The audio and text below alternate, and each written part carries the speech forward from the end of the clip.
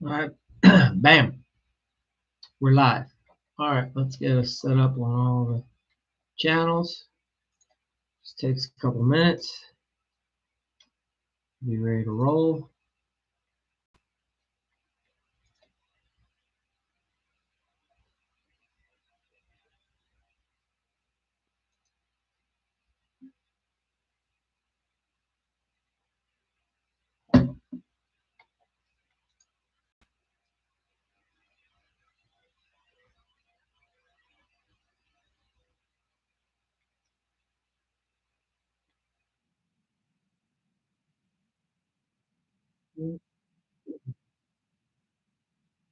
Welcome. Getting started here. My screen.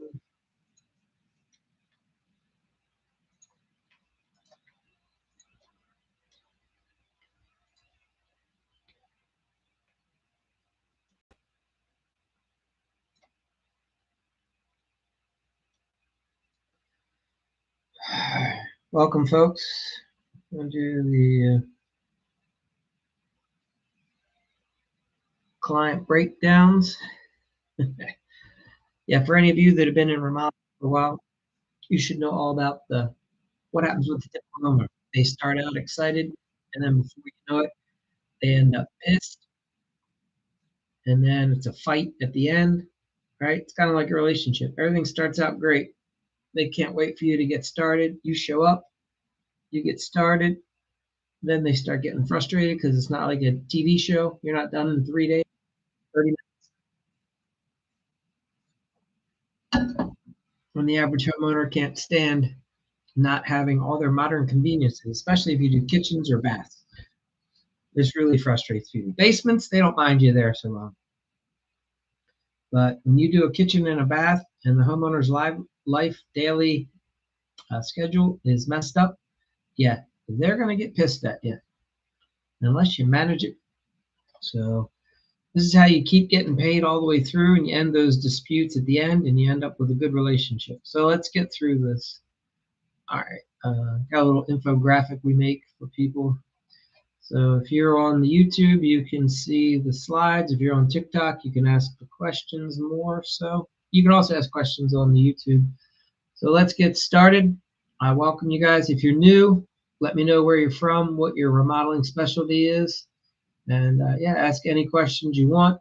Generally, what I do is I go for about 12 minutes. I'll give you some insight that you can deploy in your remodeling projects, and then after that, we just ask questions. Here we go. So, you ever notice how the beginning of most remodeling projects start the same? Homeowner, super excited. You, super pumped. You're ready to get started. They have visions of this new space being done like that. You have visions of making all this cash just like that. And both of you are going into a losing situation because it doesn't happen that way, right? 2 weeks into the job, they're looking at you like, hey, bro, when's the job going to be over? You're looking at them going, hey, I didn't charge you enough, so calm down. We'll get it when we can. More money, more money. Exactly. That is very true. Very funny. So here's what happens. It's not that you have bad luck with the client. It's that you set improper expectations. They didn't know, and you didn't know. Oh, you just you went through it. So you'll understand the emotional roller coaster for sure, right? And look, here's what happens. You watch a typical TV show, HGTV. They start off, the homeowner's frustrated. They can't stand their current space. They call the contractor over. They come up with a design like that. Commercial break later, they're doing the demo. Commercial break later, doing the reveal, right? 30 minutes, perfect. Meanwhile, in real life, it's taken a minimum of 30 days typically. It's a big difference. So here's the thing. As a contractor, you need to be able to help the homeowner manage that. And you need to properly explain to them, hey, Mr. and Miss Smith, this is generally the time when our clients, the ones we've worked with before, they start noticing that they're getting a little frustrated. They're tired. They don't like not having the kitchen. And you're probably starting to feel that way as well. We understand we're doing everything we can to help you move along. A pro contractor does little things, like maybe 2 weeks into the job, gives the homeowner a gift card to Starbucks so they can get a cup of coffee on the way to work or get a bagel sandwich or something, right? And then maybe 3 to 4 weeks into the job, if you're still there and it's a kitchen remodel, you present them with a little gift card to go to a restaurant so they can order a meal or have it delivered. You do these little things to help the homeowner through the remodeling project. Yeah, yeah, you get it. And what you're doing is, as the contractor, you already know that the homeowner is going to go through this, right? It's a real roller coaster, and you're guiding them. And that way, they say, "Oh, our contractor told us we'd be frustrated at this point, so it's normal." Otherwise, the homeowner is going to be pissed, thinking that you're just a jerk. Your company, you don't know what you're doing. So here's what happens. We call it the emotional roller coaster for a reason. There's fatigue. The homeowner experiences fatigue. Most of us, when we come home to our house, that's where we unwind and we just decompress from all the stress of our daily life. And when we can't come home and unwind, then our tension rate keeps being raised, and we never fully decompress. And the average person can only put up with that for like a couple of days, right? 2 weeks max is what I've seen. And those are your most patient people. So all of a sudden, the homeowner is going to be facing internal battles up here. They're going to be frustrated. They're going to start having decision regret. They're going to be frustrated that they hired you. They're going to be looking for relief. They want a discount. They don't want to pay. They're going to become combative. They're going to become argumentative. It's because their buttons have been pushed and they don't understand how to emotionally reset themselves. So a contractor, an experienced contractor, has to be able to help guide the homeowner through that process. All right. Because there's these things called unspoken expectations. Shirley, you're cracking me up. Yeah, exactly, right? Two different people can have two different experiences. And I'm gonna tell you right now, like, this is real. As a contractor, I've been doing this for a long time. Homeowners, it is emotionally charged when a group of guys come into your house and destroy it, and you have to be forced to live there. And if you have kids, especially young kids, yeah, it gets even worse. It's a nightmare. Now, it doesn't have to be. Somebody has to help guide everyone through it. And a good professional contractor does this. Most don't. And most don't do it because they just don't even understand it. You have to, as a good contractor, you totally have to put yourself in the shoes of the homeowner you're dealing with and go, man, this has got to be a nightmare for them. So think of it this way. Most homeowners think that you, as the contractor, should be on call 24/7, and they're frustrated any little delay, right? But the reality is, contractors have lives too. We go home at night, we have our families to deal with, right? And your house, if you're the homeowner, that is our job that we come to. And so we kind of want to break when we go home, just like you, as the homeowner, want to break from your job when you go home. So if you, as a homeowner, are coming home at night and frustrated and calling the contractor wanting to unload, it's fair and understandable. But for the contractor now, they're frustrated because they're trying to be at home relaxed, right? So like, it ends up creating all this unnecessary tension for everyone. Repainted the whole house, remodels, upgraded master bath, installed granite, had to stop. Yeah, that's a lot of work, especially if you're trying. I mean, to live in a house and do a remodel, it takes a certain kind of somebody. Most people can't function well when their house is in a disarray. Uh, they can't mentally sustain that, right? They have to have peace and calm, and their homes are sanctuary. It has to be in order. Yeah, 2.5 months. Yeah, that's definitely. Yeah, like I said, most people can barely survive 2 weeks. Well, good for you if you made it through. It's challenging. Now, understand that there's the sanity process. When a contractor, if you don't own the process, you're going to be constantly reacting to a frustrated homeowner and being that firefighter that I've talked about before. However, if you're a smart contractor and you're professional, you're already going to know that this is coming for the homeowner, and you're going to talk to them about it and almost joke about it in a sense, not about their feelings. You're going to say, we've had other homeowners listen to what happened with them. Oh, it's a nightmare, right? They got so frustrated with this and that, and you kind of use the previous homeowner as like a joke for this homeowner so they can see the craziness, and the current homeowner can start to go, okay, it's not going to be so bad. You're going to get me through this. Other people have experienced frustration and it all works out. So that's why This is how you keep the homeowner from burning out, and contractors, this is how you keep from burning out. You asked for this add-on. Yeah. Well, yeah. So some contractors, when I mean, this is general. This is just poor communication skills. If a homeowner comes to me with a problem, if I'm not wise, I'll want to put it back and be like, "That's your fault, not mine," right? Like it's a Whereas a good contractor will listen to you and say, that's unfortunate. I bet that's very frustrating and challenging. But the average contractor does not have that communication skill set at all. Most contractors, the minute they feel that you're complaining or have uh, some frustration, they get on the defense and they push it back and make and blame you, and that only makes it worse, right? I'm sure you can attest to that. So most contractors shoot themselves in the foot because they're just poor communicators. It's not their fault. No one's ever taught them. Like, whoa, whoa, whoa. Understand when the homeowner is agitated that you've been remodeling their house and not done, it's not that you're doing anything wrong as a contractor, but you have to appreciate where the homeowner is coming from. And for you just to acknowledge them and say, Mr. and Ms. Smith, I completely understand why you feel that way. I would feel that way. It's not making you as the contractor wrong. You're just validating the experience for the homeowner. And typically that does a lot to de-escalate the emotional charge that the homeowner is facing right then in the moment. Like that alone solves half the problem. And then a good proper contractor will help guide the homeowner through and will recognize that maybe we need to do something extra. That is one partner in construction. Hey Ray, good to have you here. Yeah. Look, this is real stuff that's going to happen if you get into big scale remodels. Most contractors think that everything's about the quality of the work, and they couldn't be missing the mark more. It's really about the quality of your connection with your client and how well you guide them through that emotional journey. 60/40 split, setting up job. Yeah, all good tools. So whoever's your project manager, make sure that they're on board with good client communication skills. Very cool. Ray, what part of the country are you from? So, all right. So one thing for contractors to think about, understand where your homeowner is coming from. They don't have your experience on job sites. They have the experience of letting HGTV set their expectations. And you have to pray that you don't get blasted in a Facebook group when you're letting that happen.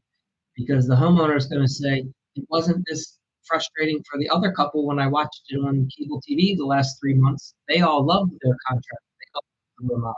And it happened like that. Colorado, awesome, very good. Implemented the rule of magnets and yard signs. Yeah, so I would tell you with your magnets and yard signs, you want to blanket the neighborhood, right? You put the yard sign up.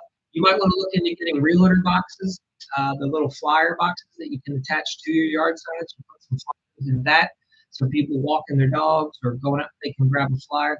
And then you're obviously going to make door hangers and you're going to blanket the neighborhood. Uh, Pardon our dust. You're going to introduce yourself. Hey, we're Joe and Joe Contracting. We're working for your neighbor. You'll probably see our signs. You've seen our trucks. You'll see our guys. If you need anything or let us know.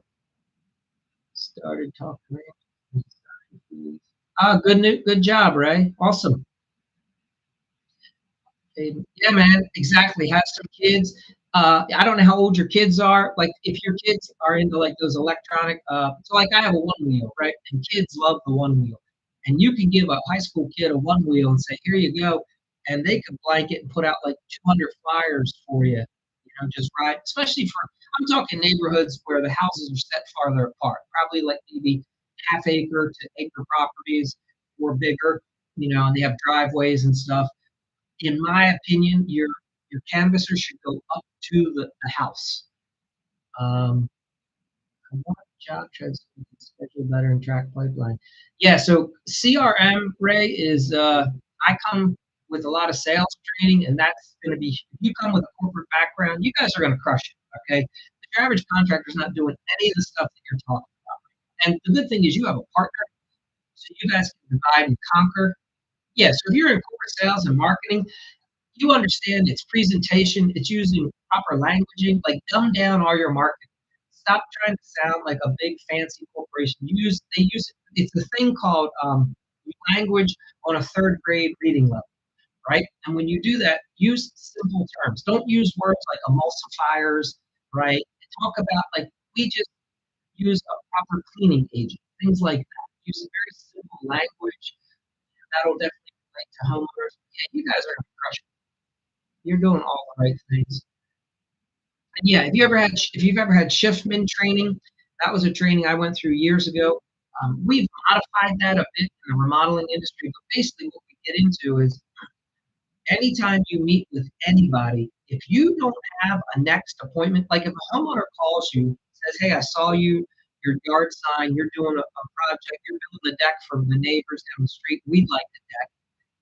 Your goal is to move that phone call. You're going to decipher and see if this is the type of client you want to deal with, right? So you do the ballpark, you do some price ranges over the phone, you make sure there's not sticker shock. Even if there is, you manage it through proper expectation. And then your goal is to get them to the next stage appointment, whether that's set up to do the design that we talk about, a measurement fee. But you should always, if you don't have a set appointment as the next stage, then that's technically not a valid lead anymore. That lead goes back, right? It's not active. You always have to have a next appointment. And if the next appointment is to go out and do like the design and get measurements, if it's not able to be closed there, then do not email proposals. Set another appointment to where you come back and do that with the homeowner. Uh, Now, I will say in remodeling sales, a lot of people give a negative connotation to the one call close. And if it's done right in remodeling, you can close deals one call, but you've done a lot of preliminary work over the phone to set that proper expectation. Hey, Mr. and Ms. Smith, our next appointment, we're going to come out and do some measuring, and we're going to do it like a get up set up for a design. And our goal at the end of that meeting is so that we can put in place our next step, whether that's a paid design plan, and you can go ahead and authorize that while I'm out there, or we'll go ahead and provide you with a full quote, and we'll be ready to move forward with your design. Your goal is to set them up. We lost two larger projects. So jump in and get this. Yeah, yeah, things are gonna shift 100% when you go to this process, a proper sales process, and where you pre-frame every meeting. You're pre-framing the next step, always guiding the homeowner and letting them know that this is safe, that this is expected, that this is how we proceed. Because otherwise, they're gonna feel pushed and uncertain, right? You know all this stuff. So let me get through the rest of this presentation. That's awesome, Ray. You guys are gonna crush it. You're gonna have to keep me up to date how things are going. All right, so here's the thing, Ray. We're gonna imagine that you sold the job. So for this presentation, yeah, exactly. It is totally a hockey stick moment. You're just laying the foundation and the groundwork. And here's the thing: if you guys do it good now, and as long as you keep busy through the winter, your next year you'll double sales. Okay, because you're going to come in and you're going to be landing jobs now, so that you're already busy for next season, and that's going to make me a huge transition. So next year, like you should already be looking at who are our next couple of hires. We're going to have to ramp up production. If you have a good sales process and you're putting it into place now, you'll be crushing it come springtime. No problem. Yeah, awesome. Very excited for you. Yeah. Yeah, this game, it's not that, how do I put it? The concepts are simple. It's the implication that's challenging, right? You're probably already seeing that. To be successful in remodeling, you just have to do the little things and you have to follow through. And most contractors can't do it because it's one guy. And the guy is usually trying to keep up with just doing the work out on the site. Whereas when you have two people, one like your partner, if he can be dedicated to keeping the crews going and just get the workflow done, shifting a little bit from actually swinging the hammer to actually managing guys at the same time, if you can be focused more on the sales and you got, yeah, the competition is super easy to beat, 100%. You'll be able to charge more. You guys will be able to land more jobs, and you'll just clean house. You really will. Yes, yes, Ray. You know. All right. So here's what we're going to do. Ray, we're going to pretend you just landed that $30,000 project. And here's what happens. You have to have a proper transition from sales to production. So, Ray, if you're handling sales, you and your partner, who let's say he handles production, you're going to tell homeowners when you're sitting there, you're signing this agreement. You met with the homeowner, they're signing your agreement, your contract. You're going to let them know our next step, Mr. and Mrs. Smith, we're going to be doing a pre-construction meeting. That pre-construction meeting is going to happen when we are in process, maybe 2 weeks out of scheduling your actually start of the job. The way the pre-construction meeting works is this. I, as the salesperson, come out with my lead project manager, whatever you guys call them, your partner, and I'm going to physically transfer the job from sales over to production. At that point, we're going to show you our schedule, a tentative schedule for the next 6 weeks of the job. We're going to explain to you the timelines so that you'll understand that when this part of framing is done, that's when your second draw payments due. That way, you all can move money around in case you have to store it in investments or you have to call a banker or whatever. And you guide them through the process. And I would explain to them that you're going to do walkthroughs whenever there are progress payments. And a walkthrough isn't to fix things. A walkthrough is just to go over all the nice things that your company does that are bonuses that other companies don't. Remember, building to code is a C, right, level service. You guys, because you're professionals and charge a little bit more and do a better job, you're going to show them some of the bonuses, extra things that you do so the homeowner can get that upgrade, that extra quality. You'll show them like, hey, over here, this is what we do with our framing, right? Like we do these types of corners, we use this type of style, whatever. You'll just show them some of those things. So it's an educational walkthrough because most contractors do walkthroughs and they're pre-framing the client to look for problems. No, you don't want the client looking for any problems. If you're a good professional crew, the walkthrough is to educate the homeowner on why they're getting such an amazing problem. Yeah. Yeah, weatherproofing, exactly, all that stuff.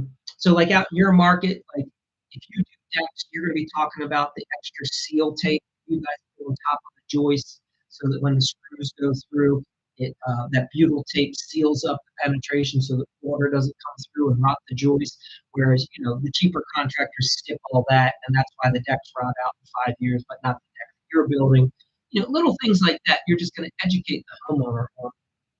Okay. So again, back at the pre-construction meeting, this is critical. The pre-construction meeting, you're explaining to the homeowner how you produce projects and how they are going to interact.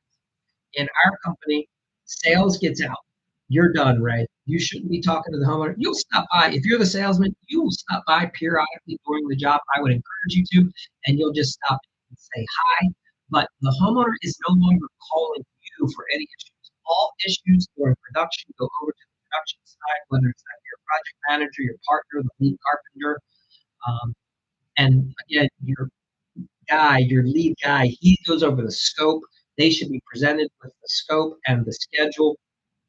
You guys should also come up with a job site set of rules so that you explain to them, these are what our guys follow. Our guys make sure that they park the vehicles in the proper space. That is discussed with the homeowner. Where would you like our vehicles to be parked while we're remodeling at your house? Where would you not like them to be parked? Right? Our guys put a bucket or cardboard under any vehicle if there's any oil leaks so it doesn't get all over your $100,000 patio, paver, driveway, things like that. These are the hours that our guys work. You should have kind of set standards, 7 to 7, 7 to 3, whatever that is. Our guys always wear shirts, have a set of rules. It might just be 10 things, but you should physically hand a copy of that to your client. And you should also have a copy that you post. Every house that we remodel, we have a cork board, we have a 2x4 with a piece of plywood on it somewhere that we post policies and the schedule so that everybody always sees. You can laminate these things if they're stuck outside, but typically, you can put this little board, you can attach it. Like you're doing a kitchen remodel, you can put it somewhere. Sometimes if you're storing everything in the garage, just post that in the garage, and that just keeps everyone up to date. So all of this is real important during your pre-construction meeting. The way you communicate with the homeowner, the language that you use, right? You're going to set what's called the communication rhythm.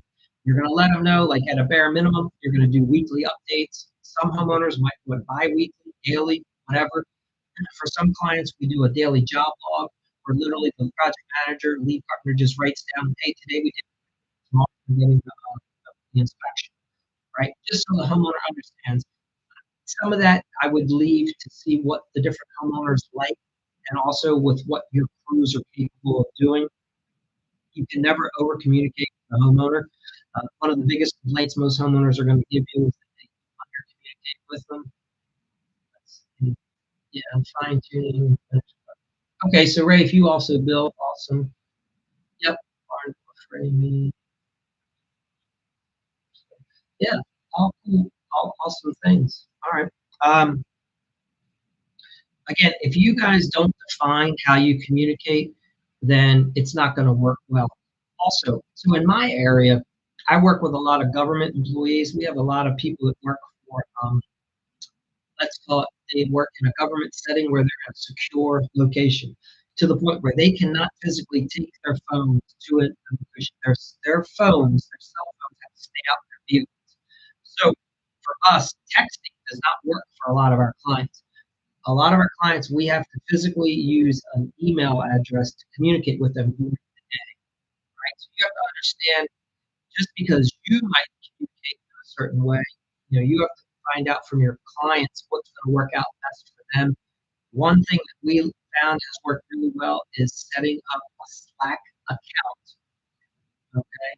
And then, yes, absolutely. Applesauce, yes, applesauce user, yeah.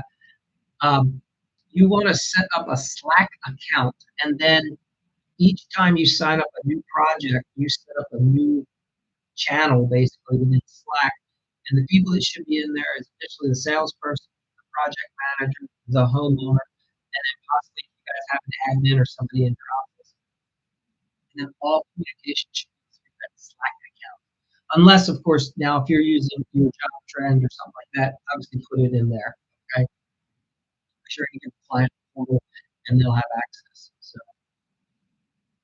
now, during the actual pre-construction meeting, the salesperson, I would let whoever's going to be the project manager, they're going to have some training on how to lead this meeting because part of their process is they're going to explain to the homeowner that there is what's called the emotional roller coaster, and they're going to be guiding them through it. All right. If you go to my Facebook group, you'll see we're after this presentation tomorrow, we'll actually have a flyer in there where you can see what that emotional roller coaster is. There's like 6 stages, but somebody in your company needs to properly show the homeowner that this is what they should expect to go through any remodel that's more than 2 weeks. Okay. And you tell them up front, like, hey, usually around like the third week, homeowners start to hit the wall of frustration and they're irritated. They're not sleeping well, right? Their daily routine's been messed up. And if that's you, it's cool. We understand that. Please talk to us. We'll walk you through, and we'll help you understand that you're going to get through it just fine. Remember, remodeling does take weeks and months. It doesn't take, a TV commercial like you see on, your weekend binge. And the disruption is testing even the best person's patience. We'll explain to them that we know you can get through this. Our other clients have gotten through it. And this line, this 5 minutes that you take explaining that is going to save you guys a ton of time, energy, and it's going to help you get a lot of good reviews at the end. Because most contractors, this is where the rubber meets the road, as they say, and it's when it falls apart. And this is why contractors in general leave a job that they just finished, never want to talk about again. The homeowner never wants to talk to them again. And all of that could have been prevented by just having a little bit of a more open dialogue about the whole process. So anyway, make sure you do client walkthroughs, and whoever's doing them should be talking with the homeowner, saying, "Hey, this is great." Always be future pacing them, letting them know, "You guys, this is gonna be so awesome. You're gonna be so excited when we're finished. I know it's challenging right now, but don't worry, we're on the home stretch. We're making progress. See how far we've already come. Let them know the end is in sight." It sounds silly, right? And to you, it might be like, why are we doing this? Understand that it's super important to guiding that mental stability of the client through the process. So, We set up like a one-page communication plan. We can get into that later. Let's see. And just make sure you're in communication. So here's the other thing. You guys don't always have to have answers. If a client comes to you with a problem, wants an answer for something, the biggest thing you have to do is always acknowledge. Just get back to them. Hey, I got your message, Mr. and Mrs. Smith. I don't have an answer for you. We are working on it. We'll be back. That is usually all. If you do that, your relationship with your clients is going to go 100 times better. When I first got started, I didn't do that. I did the opposite. I would not. I would always say to my office, I'm not. I haven't called her back yet because I don't have an answer. I don't want to call them until I have the answer. And my office would be pissed. They'd be like, Mike, they called 3 times. If they don't fucking hear from you soon, like they're gonna blow a gasket. And I I was hard-headed at the beginning because I misunderstood the process. The best way to handle clients is just let them know upfront, hey, Mr. Miss Smith, I hear you. I'm not sure how we're going to solve that. It's I'm still working on the actual plan. I'll get back to you with the details soon. We're working on it and we're aware of it. Thank you so much for your patience. That one quick little phone call or text message will do you guys wonders. Uh, so here's an AI prompt that you can put into your system to help you build your own agenda for a pre-construction meeting if you're not part of our program and you have ours. So you'll have AI say, hey, I'm a experienced remodeling contractor company. I want to use the applied relational intelligence models, and I want to help set a tone to where we're calm and professional. And we let the homeowner know that we're going to acknowledge the progress, and we're going to go through what a remodeling process looks like and how it's best addressed and handled, and who the client communication process goes through, how we talk now with project managers, right? And we're going to remind them that these are normal things that come up in construction, and that yes, at some point, probably something unexpected is going to happen. A delivery is going to miss, something's going to show up damaged. That's the world that we live in, and we're going to make it through, just like we've done with our 500 previous clients. We're professionals. We've done this before. We've handled it. Understand that there is not a perfect world. This is the reality of life, and it's all going to be okay, right? A damaged cabinet will be replaced, or this will figure it out. Because some homeowners really, if they hear that a cabinet is damaged, in their mind, the entire project's ruined, and their dream house is now a disaster. They want to move, right? Like help them get a grasp on the reality. Let them know that you're a professional, you handle these things. And by pre-framing it, you let them know that it's normal and it's expected, and people deal with this all the time. It's kind of like, hey, when you drive to work every day, you hope that there's no traffic, but sometimes there is, and you still make it. Out in the road. Have a good one, Ray. All right. So you'll have the homeowner write. You want to make sure that you have a good, proper messaging for the homeowner. What's the plan? What's the process? And this is going to take the stress out of finding the right words. You sound polished. You sound empathetic and professional without spending 30 minutes, trying to come up with drafts or text. So imagine this. What if you could reply all the time and have homeowners that were relaxed and enjoyed the remodeling process like they were professionals, like they've done it 30 times, even when it's their first time. That happens when you do these things. You take the panicked client and you put them in a calm state, right? So instead of having a lot of blame put on you, the homeowner will acknowledge, yeah, you told us that this might happen. We understand.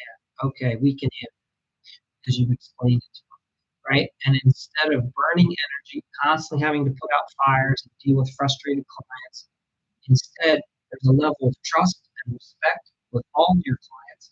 And that's what every day is like. At every stage of the remodeling process. The business becomes much more simpler and much more enjoyable, and all the clients end up becoming quote unquote technically like perfect clients. So, look, it's just strategy to manage this. That's all it is. And it's the difference, in my opinion, this is what a professional remodeler does. Okay?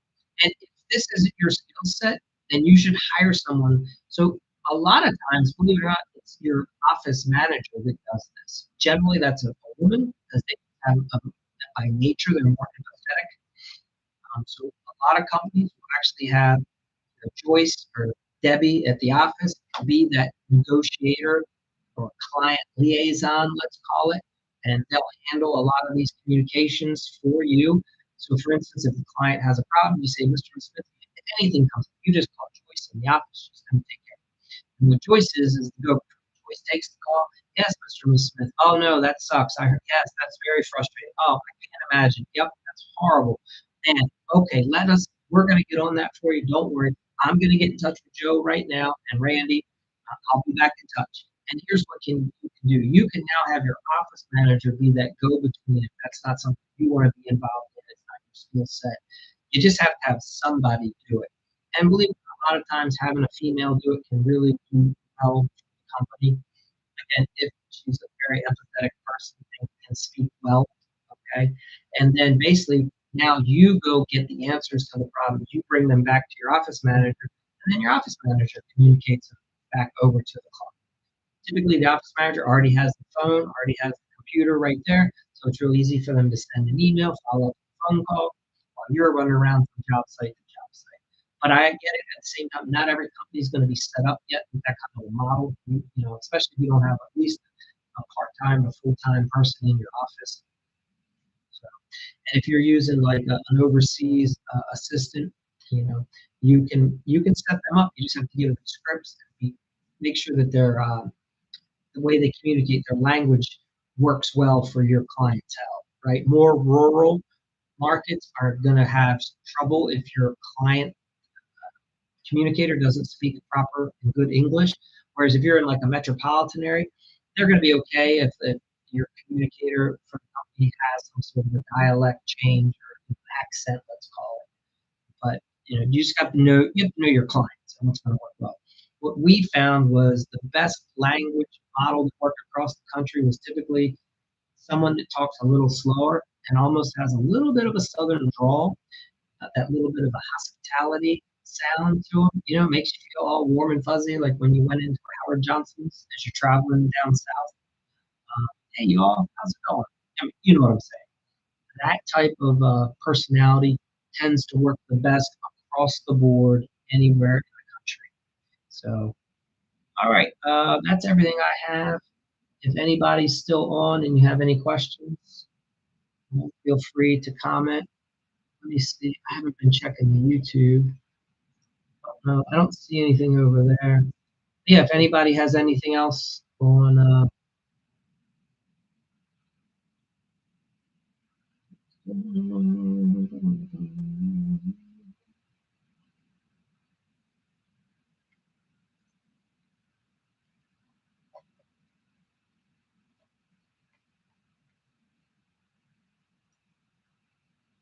if you're new, you can let me know where you're from, what part of the country, what your specialty is.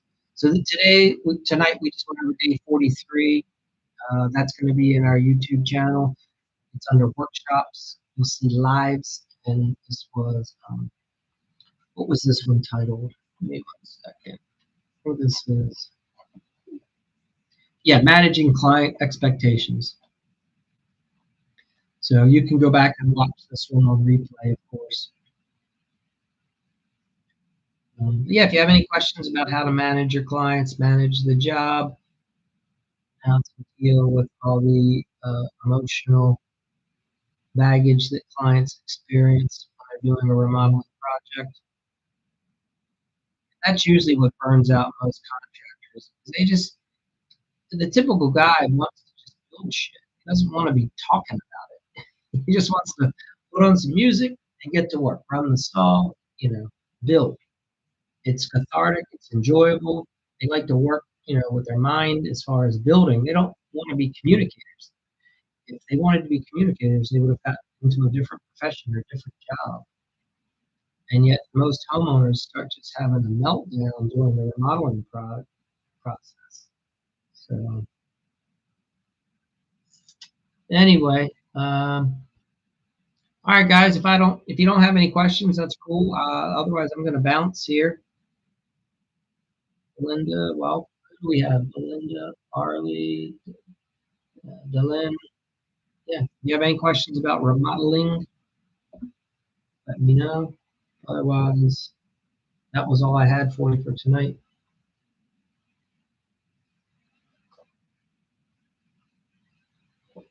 If you're not already, check out our YouTube channel, Remodeling Academy. You can get notified when we do the lives.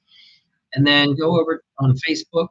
You look up, it's called Remodelers, Helping Remodelers. That's our Facebook group. It's a private group, but that's a free one that anyone can join. We have a paid group for people that are part of the program, but there's still good content. I would recommend that's if you enjoy, if you're looking for more ways to win with your remodeling business, get yourself over to that Facebook group. Go to my profile, download the book, free book on the spark method, design, all these things. Just your skill set. That's how you grow that remodeling business and make the money, the profit, and lower the stress. And let's see, for those in the remodel program, we've got some bonuses. We do a pre-construction meeting playbook. We actually have an agenda that we put out. And what else? Then we have the roller coaster mapping guide, which I was putting that on the channel for. There's 6 stages. You have excitement, anxiety, frustration, fatigue, relief that it's over, and then the pride showing it off. And that's definitely the stages that you can really guide them through. Right? Everybody's excited on day one. Within 2 weeks, there's a bunch of anxiety for the homeowner, sometimes for the contractor. If you're not sure if you charge enough, you're going to get through. Stage 3, everybody's frustrated. The contractor's pissed off because they know they're losing money. They didn't charge enough. The homeowner's pissed off because they wanted their kitchen back. And you're making mistakes. And they see the laziness, disorganization. You're not getting as much done as you thought. You're behind schedule already. All these things, frustration really starts to build. Stage 4, the homeowners is done. They're burnt out. They're pissed. They're frustrated. You're tired. You're pissed. And that's when it collides. And then the rest of the couple week project's a nightmare for everybody. But once it's finally over, you're relieved. The homeowner's relieved. And if you did a good job, typically the homeowner does want to show off the project. The problem is the relationship between you and the homeowner at that point is fragmented. And the goal is for you guys to do a joint party where you are part of the party, there's a celebration party for the project. And the homeowner wants you there because you're the awesome contractor. As opposed to they never want to talk about you again because you frustrated them so much. All right, guys. Randy. Yeah, I'm not sure how many of you guys are left. A couple people are bouncing in and out. Keep saying a new message, but I'm not seeing that new message. So please forgive me if you put a message in here. I'm not seeing it.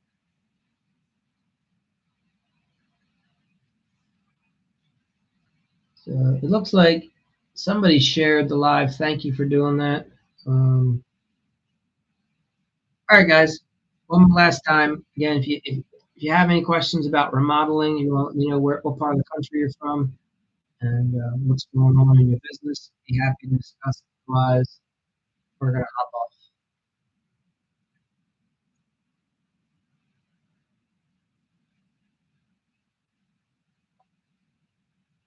So,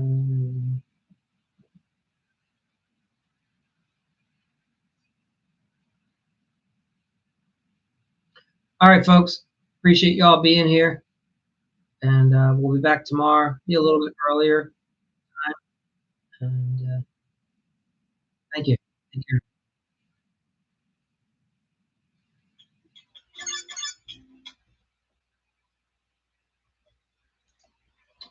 I'll shut this down. All right, folks. See you next time. Have a good one.